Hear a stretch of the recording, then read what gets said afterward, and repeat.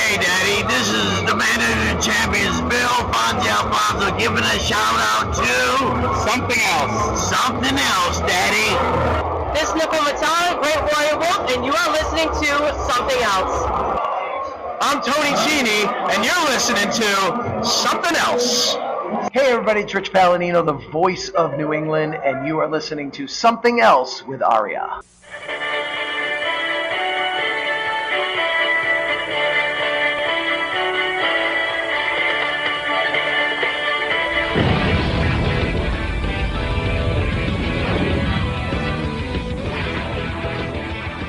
And welcome to episode number 210 of Something Else. Feast your heroes in this week's episode as we take a look at NWA Total Nonstop Action, episode number 54 from July the 16th, 2003. My name is Arya, and joining me, as always, is the new jack to my shark boy. It's Cindy. Cindy, how the hell are you doing today? Wait a minute. If I'm the new Jack to your shark boy, all around me are familiar places, worn out faces, worn out faces. I ain't gonna find a new co-host, 'cause I am no more. I am no more. Alrighty. So yes, welcome to Something Else where everybody sings on these shows, not just me. And so this week is another one of those bipolar TNA shows because I really love the first hour of this show. And then it's almost like somebody entirely different was booking the second half of the show. But we'll get to that here in just a second. But first of all, what we like to do is we tell you what else is happening in the world of TNA this week from the Wrestling Observer newsletter from this week. And the big TNA news is, hey, remember Jay Hassman, the guy that they hired last year to be their contact with the pay-per-view provider and was providing inflated numbers that led to Jeff and Jerry overspending and almost put the company out of business in the first 10 weeks? Yeah. Well, they sued that man, and this week the lawsuit was settled out of court, and apparently is with neither side paying any damages at all, which tells you that the case was not nearly as strong as it appeared to be. So it makes you wonder what Jay Hassman had about TNA, that they had what seemed like a pretty ironclad lawsuit here and ended up getting nothing out of it. Usual TNA incompetence. Yeah. The other story, the other big story anyway, is that Chris Harris and James Storm re-signed with TNA days after a rumor came out that they were going to WWE. So hopefully they got some money out of this. And speaking of getting money out of this, Bull Buchanan, remember him? Yeah. He was in talks to come into TNA, and TNA asked him to come up with a masked gimmick that he could use on their shows, and also to come in for a dark match.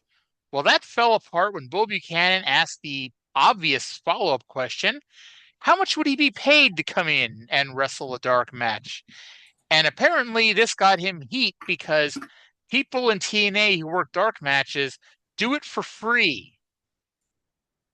And so that led to Bull refusing to come in because, hey, if I work, I want to get paid too. So yeah, Bull Buchanan is not coming into TNA.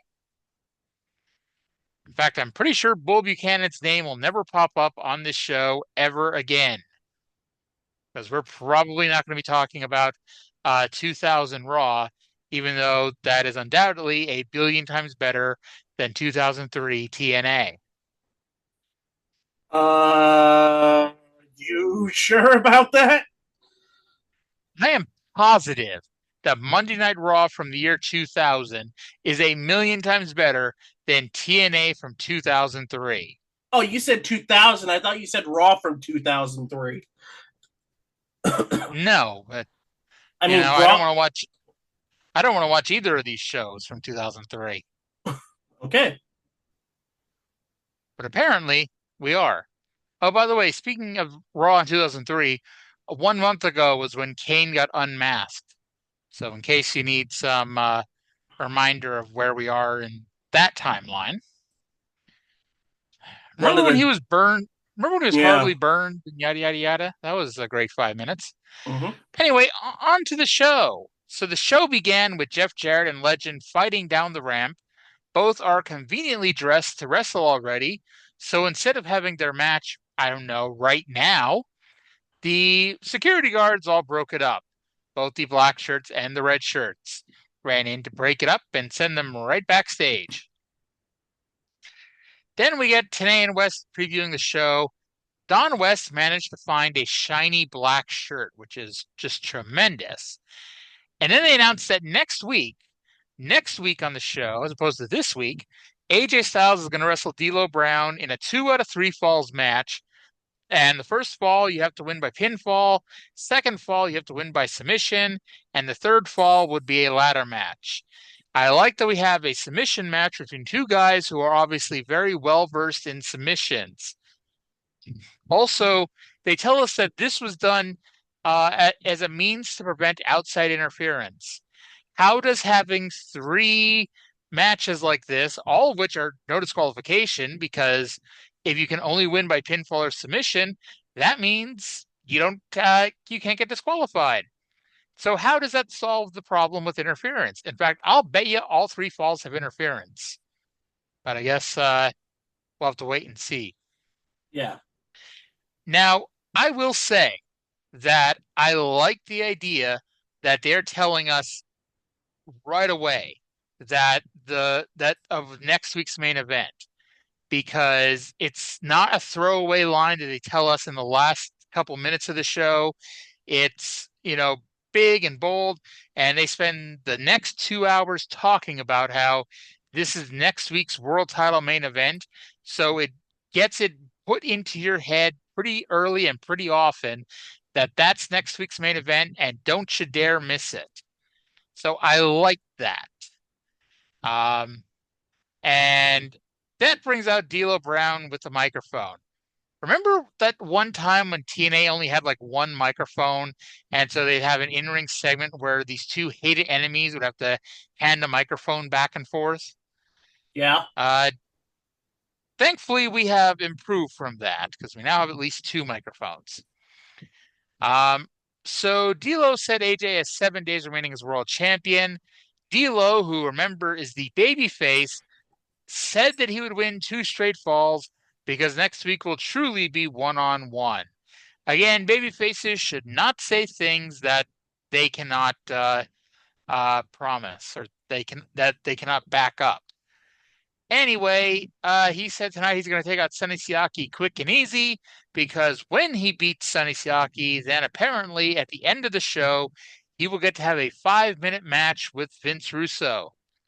And all I could think of was remembering when they did that angle in WCW that one time, and Russo, instead of acting afraid of being put in the ring with a big main event wrestler, got on the microphone and said, "Oh, is this where I'm supposed to play chicken shit heel, bro?" Because, too school for cool, people. At All least right, he so doesn't then get to that level here. I think Jeff Jarrett would have come out and punched him in the face if he had. Yep. So then we get our opening match, which is, of course, D'Lo Brown versus Sonny Siaki with Trinity. D'Lo started the match with a tope over the top rope on the Siaki and Trinity. Moments later, Trinity tripped up D'Lo on the top rope to get the heat. Trinity tried interfering again, but instead gave Siaki a flying crossbody, and D'Lo won with a jackknife cradle. After the match, D'Lo took the mic and told Siaki and Trinity to tell Russo that in about 90 minutes, Russo was going to be down with the Brown. A very basic opener, nothing wrong with it. I gave it a 4 out of 10. Exactly what I gave it, 4 out of 10. Basic, decent match. I was fine with Trinity, being the catalyst of Siaki losing, kind of the karmic revenge of her being the reason why Siaki got the advantage. I mean, it was a perfectly servable match. It didn't get the crowd on fire like people would hope, but you know what? It's fine. Sometimes that's all you need. Fine. We go straight from that into our next match, which is Justin Credible versus Jerry Lynn in a last man standing match. Now, as I said last week, I'd be more excited for this match if this feud hadn't just been a series of 2-minute matches. And then I was happy because this wasn't a WWE last man standing match, which was what I assume most people thought it would be when they announced it. It was essentially a Texas death match where they had the falls, and then after a fall, you had a count of 10 to stand up. And then, for some weird reason, did you notice Justin Credible's boots were wrapped in white tape? Yeah, I noticed that, but I didn't know the reason why. I've got no idea either. All right. Lynn was busted open after a drop toe hold into the ring steps. Credible was busted open after a slingshot into the post. And at this point, I want to go back in time. And Trey and I are building our time machine to go back in time and see a lot of great wrestling. But I want to go back in time to pull Mike Tenay aside and tell him about the just incredible Jerry Lynn ECW feud. Because Mike Tenay knows one thing about their feud in ECW, and that's that Jerry Lynn beat him for the ECW title at Anarchy Rules 2000 in Jerry Lynn's hometown. That is the only thing Mike Tenay knows about their ECW feud, and they feuded for pretty much most of 2 years. So I gotta say, I love this match. I really, really, really did. One thing I hate about matches like this, and this goes into like Survivor Series matches, elimination matches in general, it's that people get beaten on moves that never win matches any other time. This was not that. They were kicking out of moves. Lynn did a superplex off the top rope, the Dynamite Kid superplex, and Credible kicked out. Credible set up a table outside the ring, but ended up biting him in the ass as Lynn gave him a top rope hurricanrana through said table.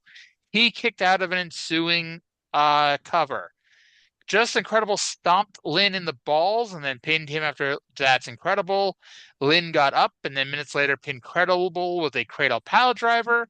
Credible fought to his feet and built to a spot where Credible gave Lynn a That's Incredible from the middle rope, which I thought was going to be the finish, but it wasn't because Lynn barely made it to his feet at 9. Another series of reversals saw Lynn pin Credible with a cradle tombstone pile driver, but Lynn waved off the 10 count. And then the finish was quite bullshitty. I get what they were going for here. I really, really do.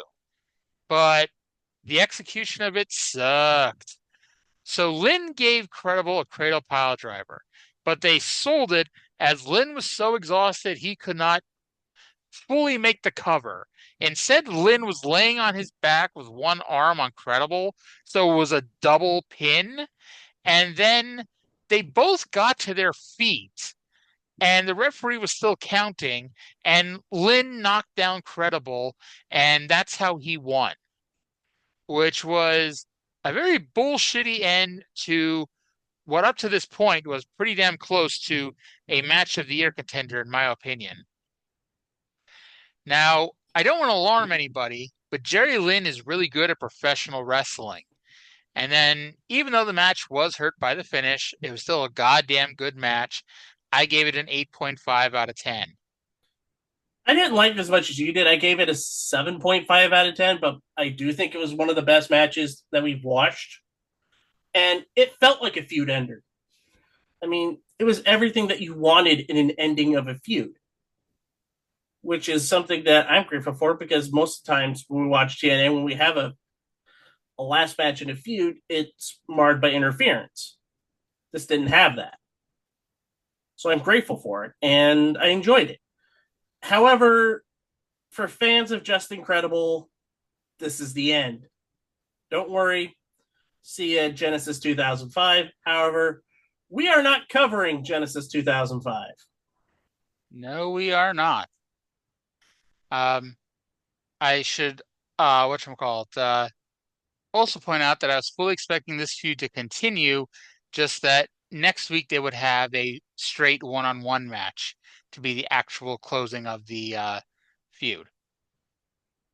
Nope, but they ended it on the highest high they could possibly have. So can I do my note for this next segment? Then I just let you go to town.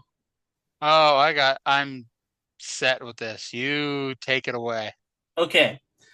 Next segment, and I'm reading verbatim what I sent to Arya. Let me see if I have this right. Let's see if I remember it. Yeah, same notes. Here it is. 3 Alive crew at the Nashville Stockyards. Let Arya rant about this. Agree with what she says because this was pretty awful. Couldn't we get them squashing some fools from Explosion on pay-per-view and this be shunted to there instead? Take it away. This was really fucking stupid. I wrote, how does Cindy enjoy these? Truth was wearing some false teeth. They interviewed an older lady named Betty and then some other guys about where the fine women hang out in Nashville. BG interviewed a cow and then they showed some cow dung on the ground. Truth said they needed to go to a ghetto and the video ended with more cow dung. Did people enjoy this in 2003? Apparently they did. Jeff Jarrett and Legend fought down the ramp again. At this point, can we just have a match? Red and black shirts broke it up again. One of these times they say that they fought backstage before the show began. So maybe we should have a match and stop delaying it. Because these two really want to have a match, and we keep not letting them have a match. And we have a match. Yeah. But it wasn't between Jeff Jarrett and Legend. It was between X Division champion Chris Sabin and Frankie Kazarian. Now, about 3 weeks ago, Kazarian pinned Sabin in a non-title match, and then Sabin pinned Kazarian in an impromptu title match last week. So the match started with both men taking the other one down and paintbrushing them. From here, they built slowly to a spot where Kazarian went for some kind of springboard move out of the ring, and Sabin tripped him up. Kazarian went for some kind of springboard move inside the ring, but Sabin dropkicked him in the lower back / upper ass. Maybe he should stop trying to go for some kind of springboard move. Sabin had Kazarian in the Tree of Woe, but Kazarian managed to sit up and fluidly hit a diamond cutter. Kazarian went for the flux capacitor, but got shoved off the top rope. Sabin went for a missile dropkick, but Kazarian moved out of the way and Sabin nailed the referee. Much like last week when the referee got hit with a Pele kick, this was once again the referee's fault. Sabin then grabbed the X Division title, but ended up being given the wave of the future on the title belt, and the referee woke up and counted 3. So yes, we have a new X Division champion of the world. Or do we? Outran Rudy Charles, who informed the legal referee Mike Posey that Kazarian had used the title belt, so we had a reverse decision, and Chris Sabin retained the title. This would be a good finish if we didn't see bullshit in every single title match in TNA. Outside of that cage match with Triple X and AMW, when was the last time we had a title match that didn't have all sorts of bullshit and shenanigans? Where was the second referee when R-Truth won the NWA title? Where was the second referee when Jeff Jarrett beat R-Truth for the title? Where was the second referee when AJ Styles beat Jeff Jarrett for the world title? Where was the second referee for every other fucking title change in TNA history? Apparently nowhere to be found. But the one time they cared about this was this match right here. This finish, the finish took the match down an entire point, in my opinion. I gave it a 6.5 out of 10. It tanked it for me. Because it's a dusty finish. Because that's exactly what it was. And I have certain tropes in wrestling that I absolutely despise. Dusty finishes are one of them, and this is what it was, and it's one of the more heinous examples of a dusty finish. To the point where I thought, Russo, did you let Dusty book one segment this week? And he probably did with this, because this is something Dusty loved doing in the 80s. I mean, remember back at Starrcade 95? Not 95, 85. When Dusty won the belt, and then the next time on World Championship Wrestling, Tommy Young, the referee, came out and said, no, that didn't happen. There was a disqualification. Flair won the belt. Retained the belt. But the Dusty finish, like any other finish, can be a good finish when used correctly. Like when you did it constantly, then it stopped being a good finish. But you mentioned Starrcade 85. That was a good finish. It led to a lot of money being made with rematches. The Bash Tour, The Dusty finish of Great American Bash 88 with Luger and Flair. It didn't lead to a lot of big money rematches, but it led to some big money rematches. And by the way, the one thing Jim Cornette always forgets to mention, because after Great American Bash, business did pick up for Luger Flair rematches, but when they fucked the people out of the finishes again, the attendance really dropped like there was no tomorrow come September and October. Just a reminder.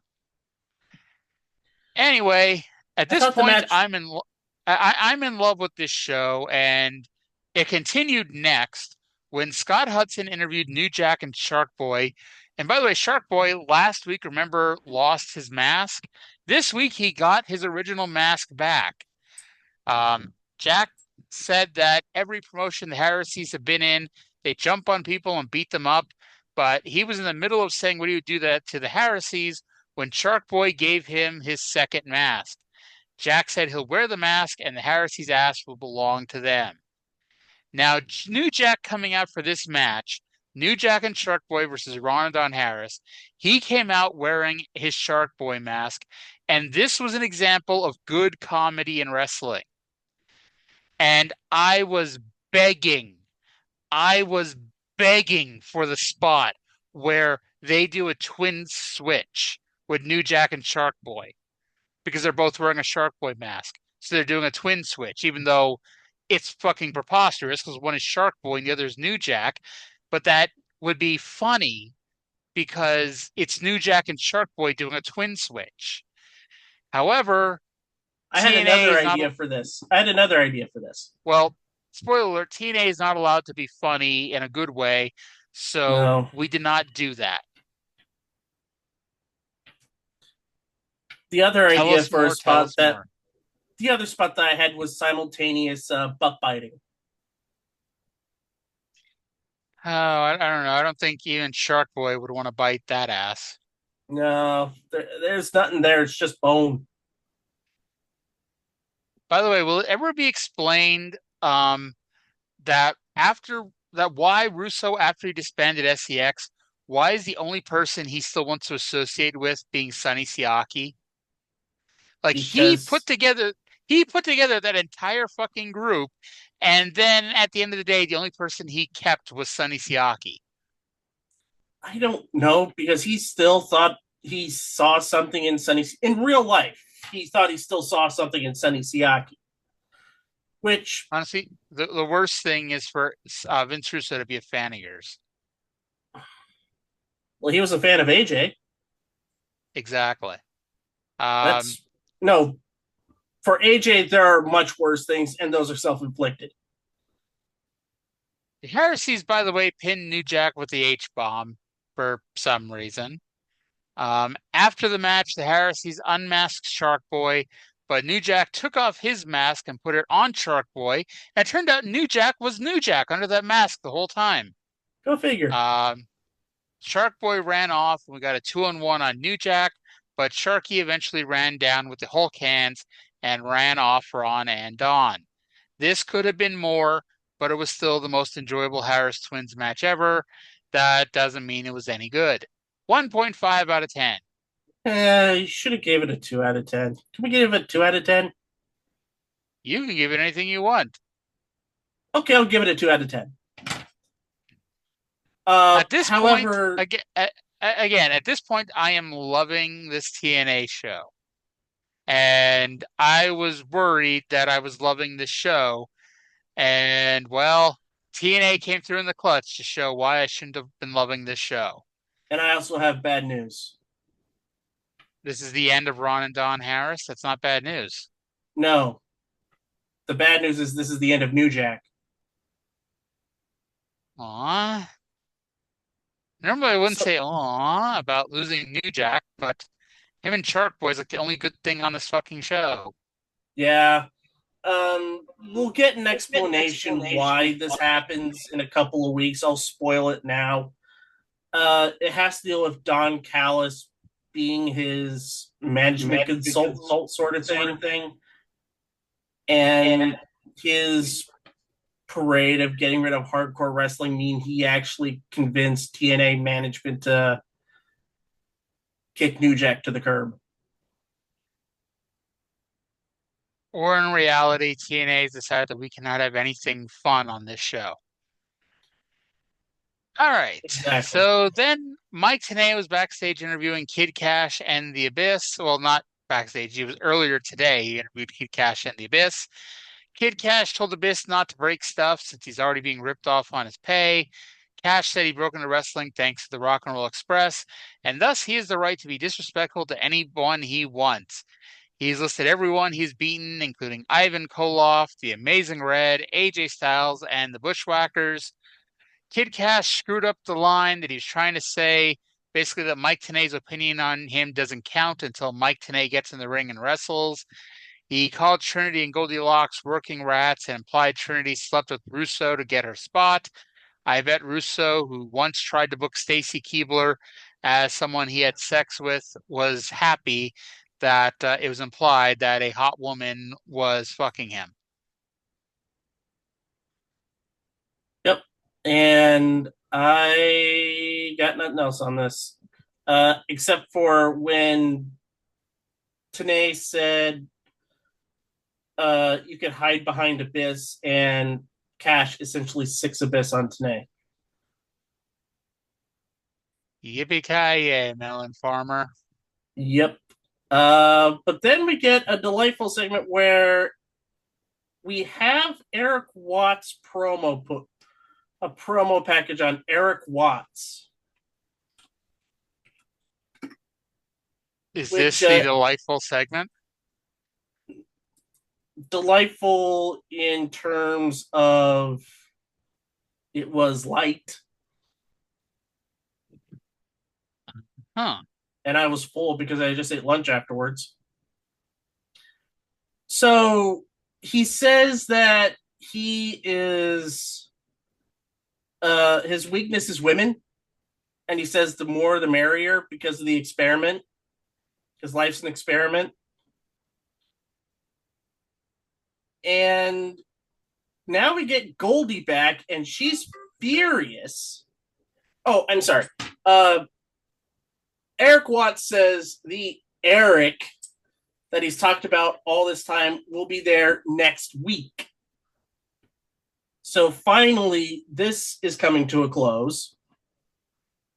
And it will have the disappointing ending that you've come to expect from TNA long-term booking. Goldie is there for the first time. Do not overthink this when you hear them say that Eric from WCW is going to be here next week. It's exactly who you think it really is going to be.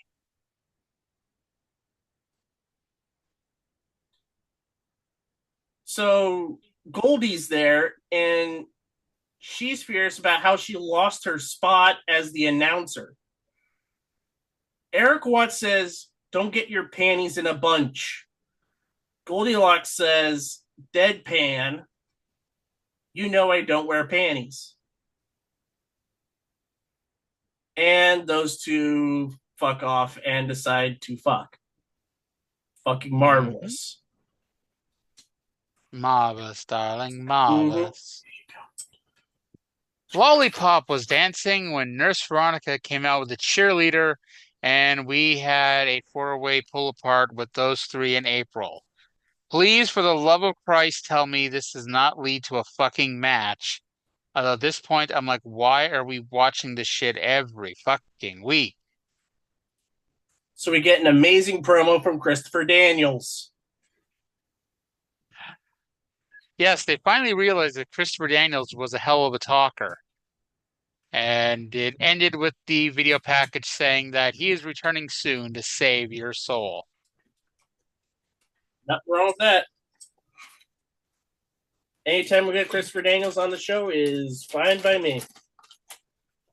Hey, remember like 3 months ago when Amazing Red put Raven through the table at the end of an episode of TNA and then was never on the show again?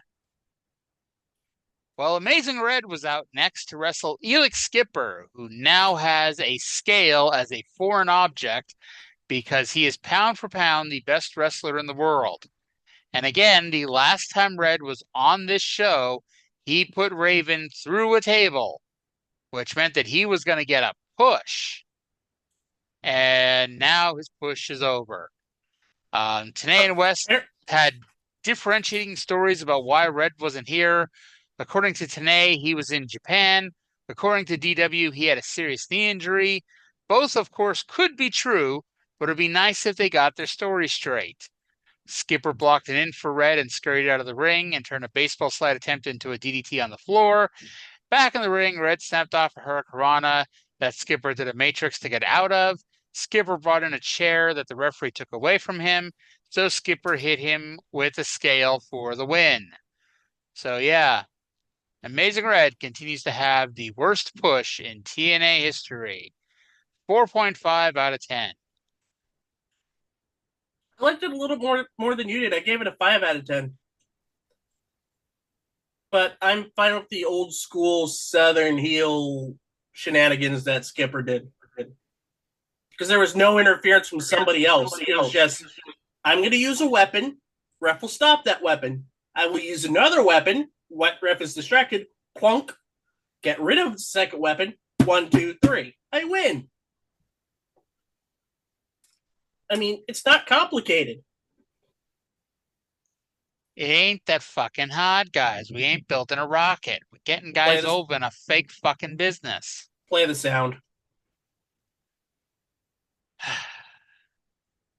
It ain't that fucking hard, guys. We ain't building a rocket. We're getting guys over in a fake fucking business. Out came Don Callis with the Hard 10 trophy and Edward Chastain, who is yet to get No, a better... you're missing something. Oh, yeah, I skipped right over that. Part 3 of Behind the Pain with Sting. He won the world title from Ric Flair at the Great American Bash. He would rappel from the ceiling right now if he could, and he'd be nervous and his sphincter would be tight, but he would do it. Next week, he gets religious.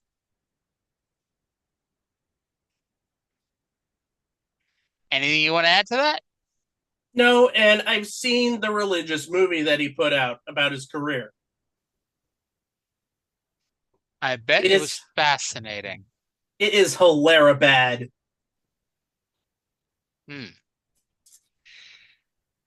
Out came Don and that was Callis. kind of the just some behind the scenes Scott. Remember the first anniversary show? How could I forget? Got Sting to wrestle.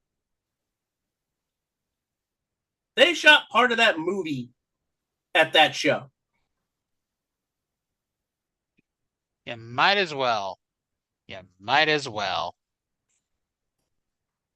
Out came Don Callis with the Hard 10 trophy and Edward Chastain, who has not yet gotten a better fitting suit. Callis called him the man who destroyed the Sandman last week, and being an MBA means that he has the skill to be a management consultant for TNA. Last week, they downsized Sandman, even though he does meet a certain demographic. This brought out Norman Smiley, of all people, for a match, apparently. And so, Cindy, do you remember last year when there was a man on this show named Cheeks? He Yep. was a very large, very unathletic man who got credit for breaking the ring, even though he did not break the ring. Um, Chastain is barely more mobile than Cheeks was.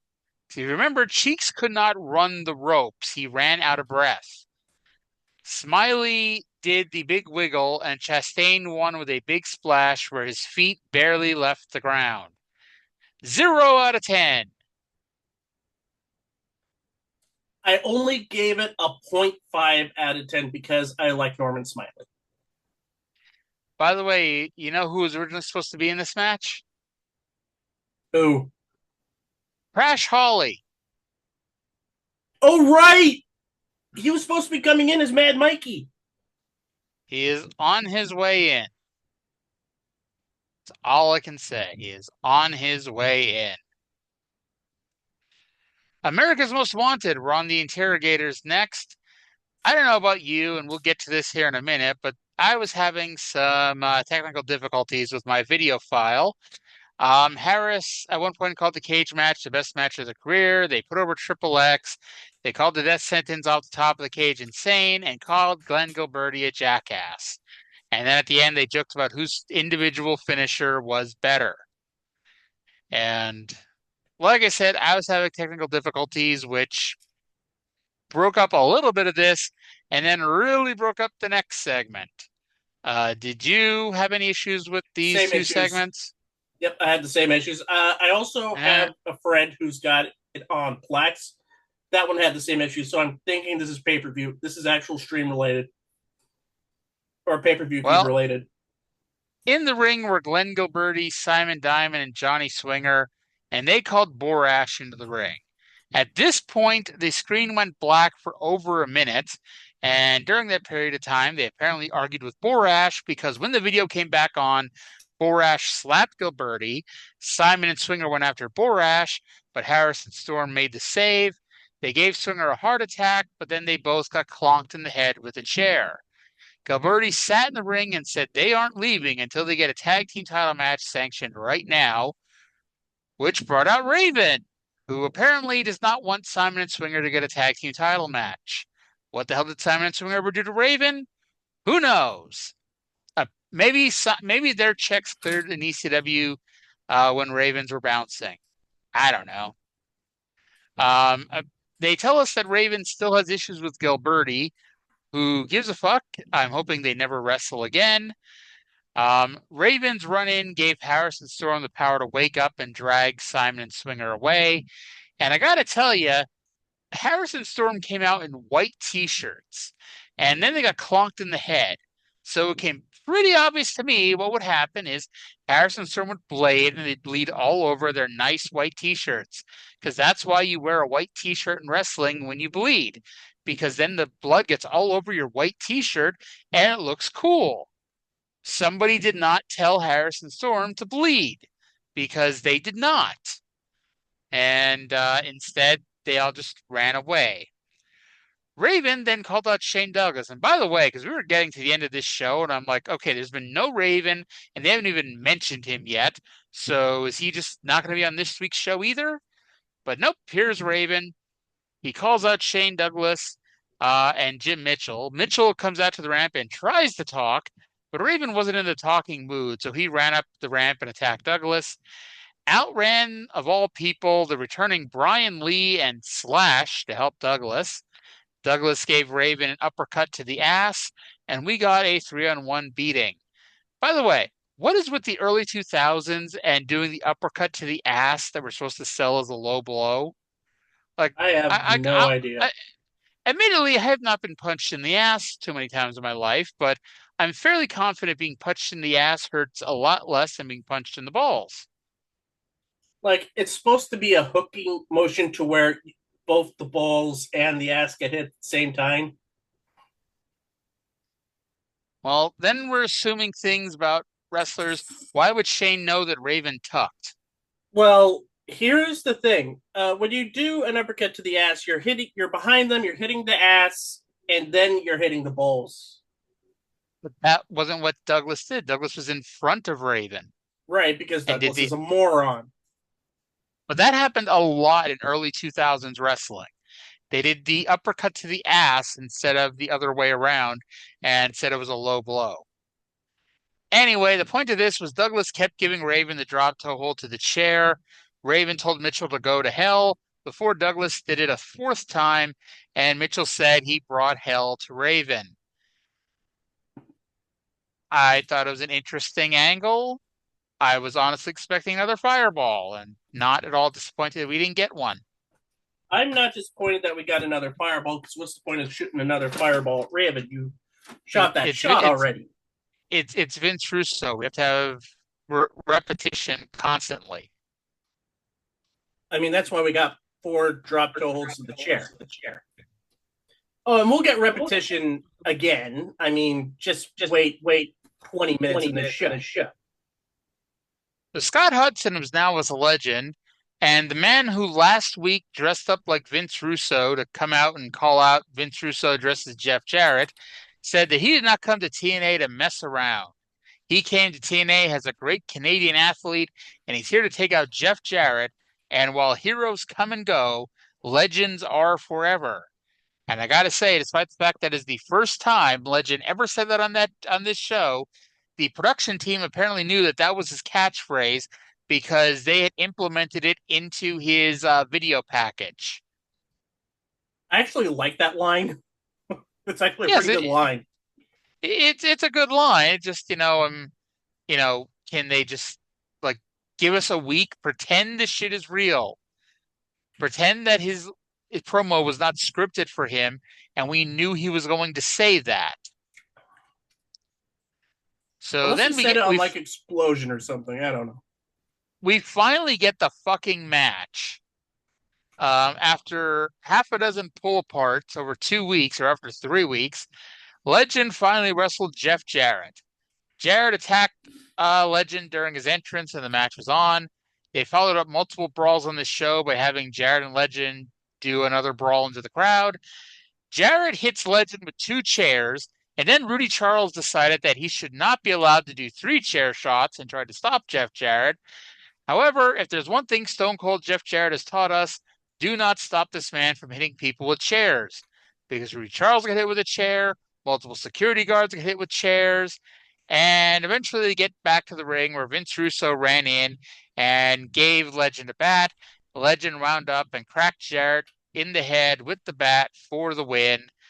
I gotta say, this match barely went 3 minutes, and with the exception of Douchebag getting involved, I thought this match was exactly what it should have been, because now it puts over Legend even stronger as a dangerous, dangerous man that Jeff Jarrett has to concentrate on, even though obviously Jarrett's ultimate goal is the NWA World title.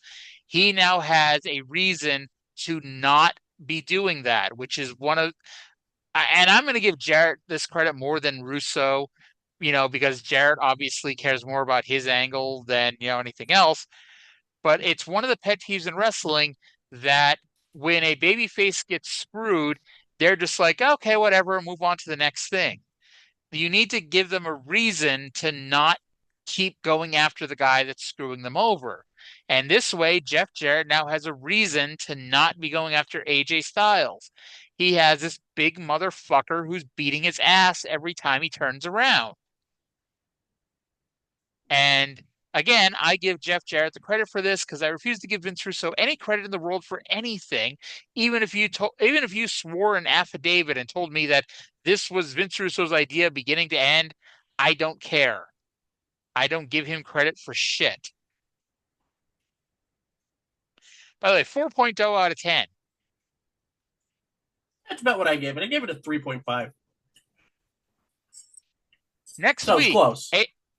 Next week, AMW versus Simon and Swinger for the tag team titles, which even though AMW just won the belts, I'm going to assume there's a title change. I haven't watched next week's show, but I'm confident in that.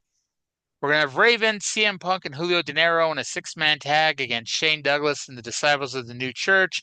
And then AJ Styles versus D-Lo Brown in the aforementioned Best of 3 Falls match. Now, I still laugh about this Raven CM Punk thing because I'm in the like I've mentioned, I've been watching Ring of Honor since the beginning, and I've made it to April 2003, where the Raven CM Punk feud is really picking up. And this was at the time when Raven and Punk were feuding on every indie show in the country. If you went to an indie show in 2003, you probably saw Raven wrestle CM Punk. Like literally every company in the country booked Raven versus CM Punk because it was such an easy angle. Raven has all of his issues that he has openly talked about in the past, and CM Punk is Mr. Drug free, alcohol free, yada, yada, yada. It's basically what he did with Jeff Hardy in 2009, just 6 years earlier. TNA, of course, puts them as a team. And while I think we eventually, and I mean eventually, get that feud, it's not anytime soon.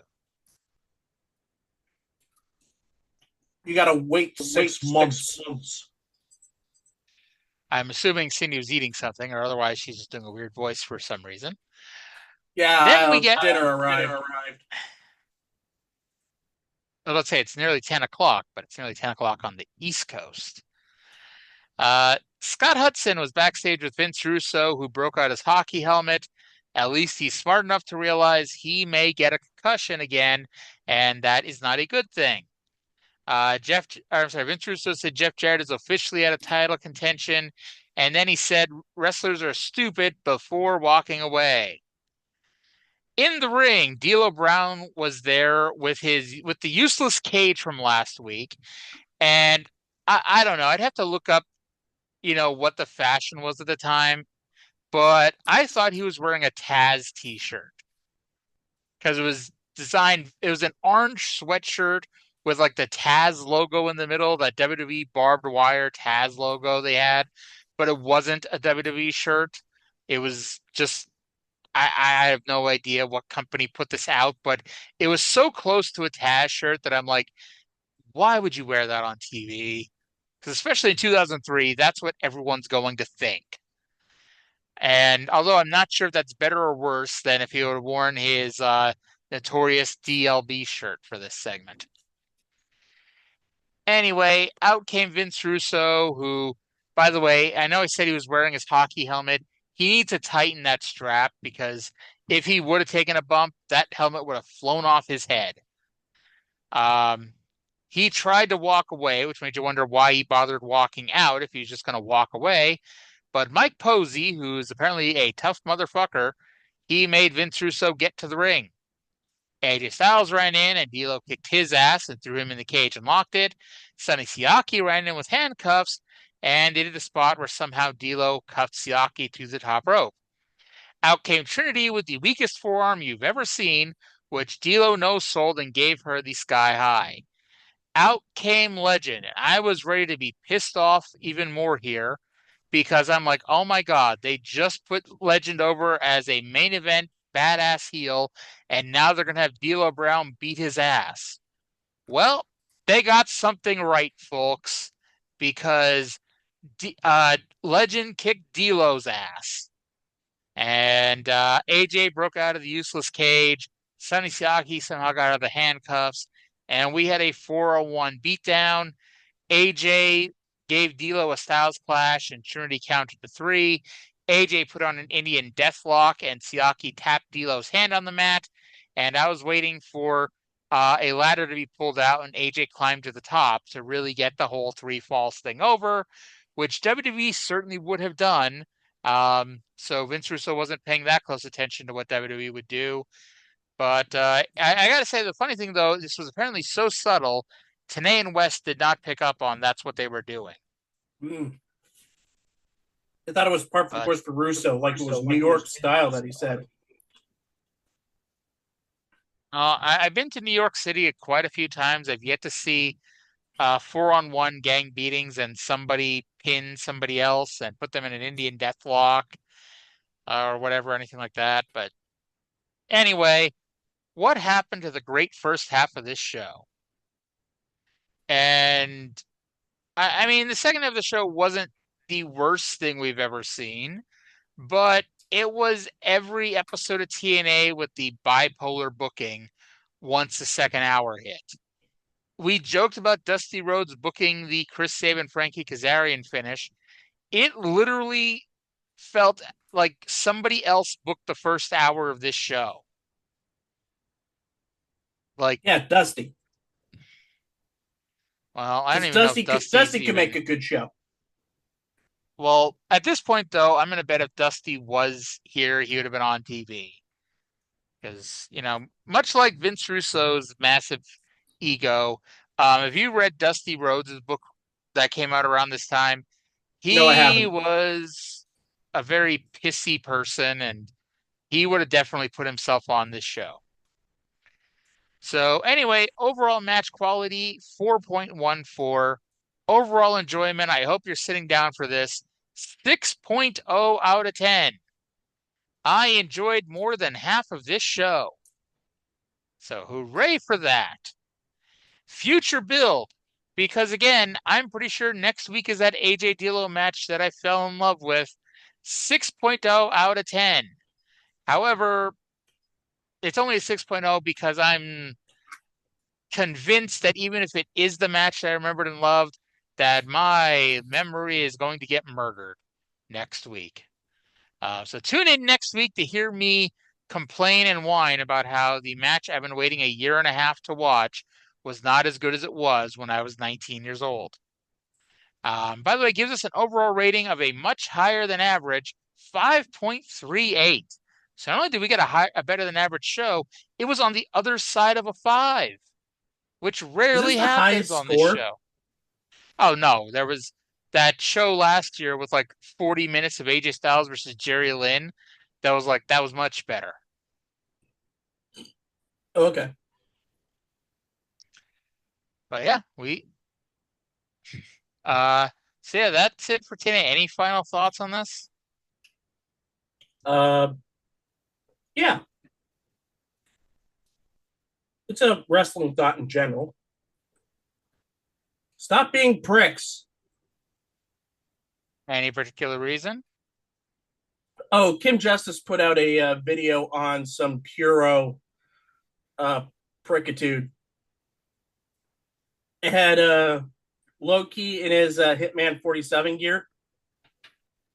When he got fired from New Japan because he never bothered to tell anybody. And then we had this one guy, I forget his name, who hid marijuana in photos of Io Shirai and her then boyfriend. And then they got stopped at the airport, yeah. And then the whole Dragon Gate incident. What whole Dragon Gate incident? The monkey. Oh yeah, that. You would think when did you ever watch Super Brawl 91 where Oz debuted and they had Kevin Sullivan with the monkey who tried to commit suicide? Yeah. Did you say yeah? Yeah, I saw that. Okay. Well, for those who aren't Cindy, Kevin Sullivan came out with a monkey on his shoulder during Oz's entrance, and the monkey was on a string, by the way, and it jumped off of Sullivan's shoulder and off the ramp that WCW had, and it tried to hang itself. And Sullivan later said that while the monkey did not make it.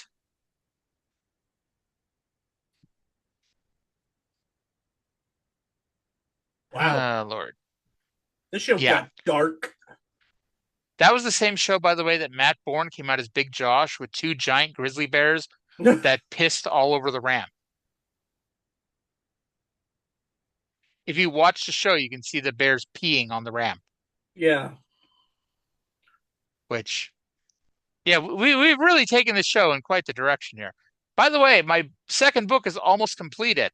Might as well break the news here on this show, and I'll probably talk about it yesterday. But I probably talked about this last week, but we're recording this show 2 weeks in advance because I'm going to Vermont next weekend because Cindy and I can only record these shows on Saturday or Sunday. So I've truncated my book slightly. It was originally going to be 91 through 94, but I'm going to do 91 through 93 instead. And not just because I'm lazy, but because it'll make things easier moving forward. Because there are an absurd number of shows between 96 and 2000. And at least this way, if I stop this one at 93, I can go every 2 years at this point until 2002. I can do 94, 95, 96, 97, 98, 99, 2000, 2001. Because 2000, by the way, and here's the thing, 85 through 90 has 30 shows. 91 through 93 has like 32 shows. 94 and 95 have around 30 shows.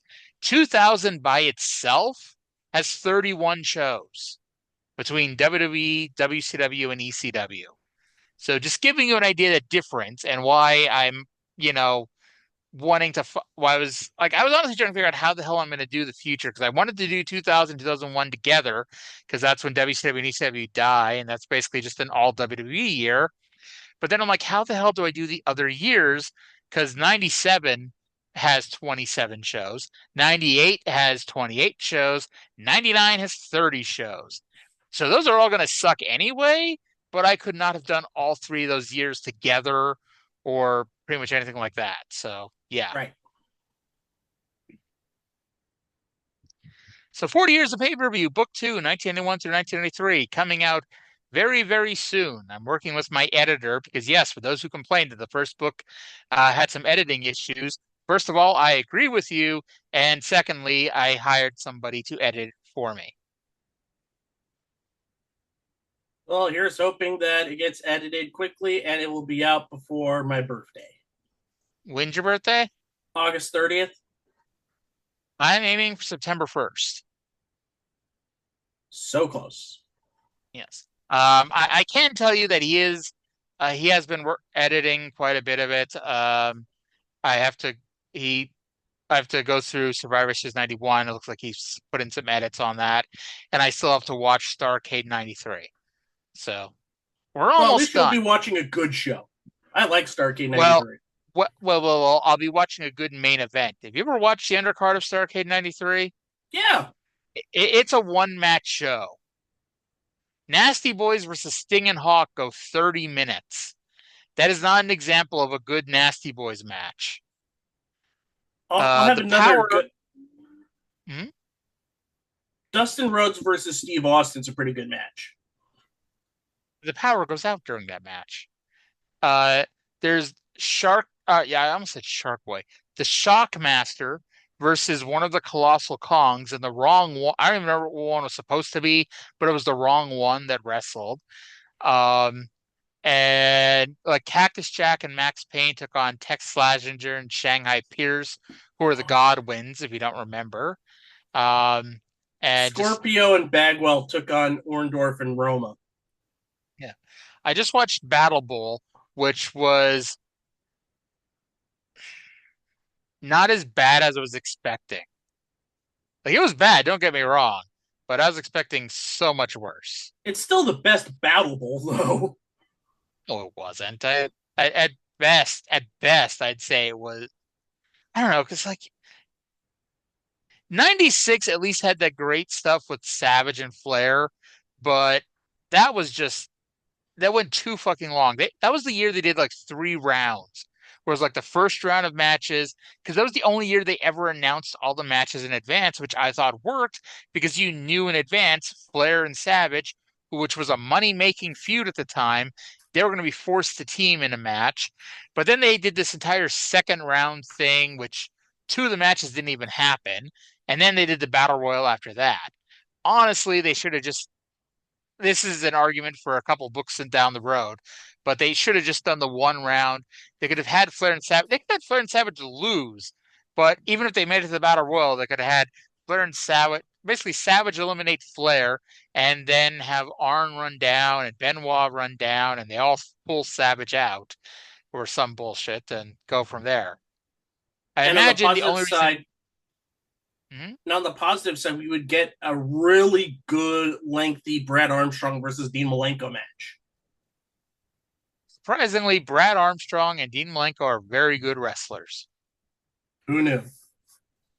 And then 2 weeks, either 2 weeks or 1 week later, was 1 week later, was the Beware of Dogs show that went off the air an hour in. So Oops. that's it. That's what we have to look forward to. So anyway, that's going to do it for this show. By the way, Battle Bowl, for those who think I hate on TNA for no good reason, Battle Bowl, even with a tremendous last 10 minutes of the Battle Royal when it was down to Vader, Sting, Ric Flair, and Steve Austin, surprisingly, that was the best thing on the entire show. But even with that, gave us an overall rating of a 2.85. For those who think I hate TNA, I don't just hate TNA. Yeah, it was bad. Yes. Anywho, that does it for this week's show. Cindy, last week you told people to watch classic episodes of Love Connection. Do you have anything for everyone to watch this week? How about classic episodes of The Price is Right on The Price is Right, the Barker Era channel? There you go. Watch old game shows, ladies and gentlemen. It's probably better than modern day wrestling. But that's going to do it for this week's show. Thank you all for listening. Hope you all enjoyed it, and we'll talk to you again in 7 days. And this is Cindy Sound reminding you to help control the Vince Russo population. Have your fuck faces spayed and neutered. Goodbye, everyone.